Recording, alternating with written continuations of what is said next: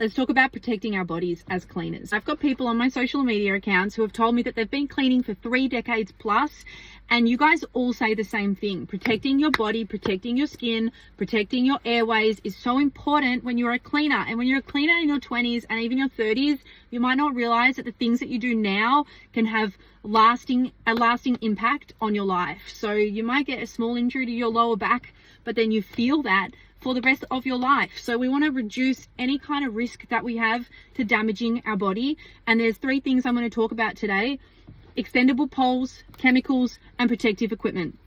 So the first one is extendable poles. You guys know I love these $5 dusters. I've taken the cloth bit off. At the moment it's in the washing machine, but these $5 dusters are so fantastic. Not only because they're $5, but also because, hello, that extends. So not only can I dust things that are up high, like door frames and cobwebs, but I can also dust things that are down low, like skirting boards. So I can reduce my need to bend constantly by using things that have extendable poles. You can get grout brushes that are on a long brush, so you don't have to get the bottom of your shower. You can get flat mops that can dust cupboards and the back of doors, front of doors, walls, all those lower things and upper things that mean that you don't have to bend constantly. The next thing I wanted to talk about was chemicals. You guys know, I love For All. It's eco-friendly, it's non-toxic, there's no nasty fumes, and we use this for all of our cleaning. But there are times that time, essentially time is money, and customers don't always want to pay for the effort that you need sometimes for the deeper cleaning items. And also, when we do need to do those deeper cleaning items, sometimes we do need the chemical to do the work. So often we'll spray For All on a surface and we'll leave it for 10 minutes and we'll come back and it will have lifted a lot of dirt. But there are times that someone hasn't cleaned their oven for 1 year, 2 years, maybe they haven't even cleaned it for only 6 months, but they've done a lot of cooking in it and it's just so bad.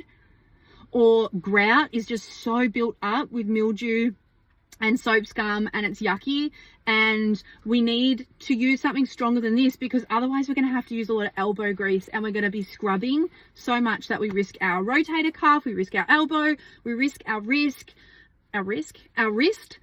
we risk getting RSI from those repetitive scrubbing motions. So there are times that I will say to you that caustic oven cleaner, you can use it, spray it on and let it do most of the work.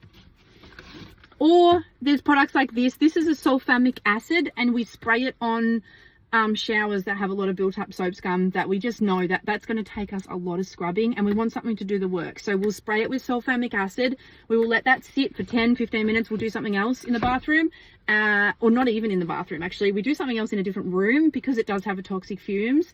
And then we come in, and because we want to protect our airways and our skin, we actually rinse it off before we then go back in with our non-toxic product and we scrub it.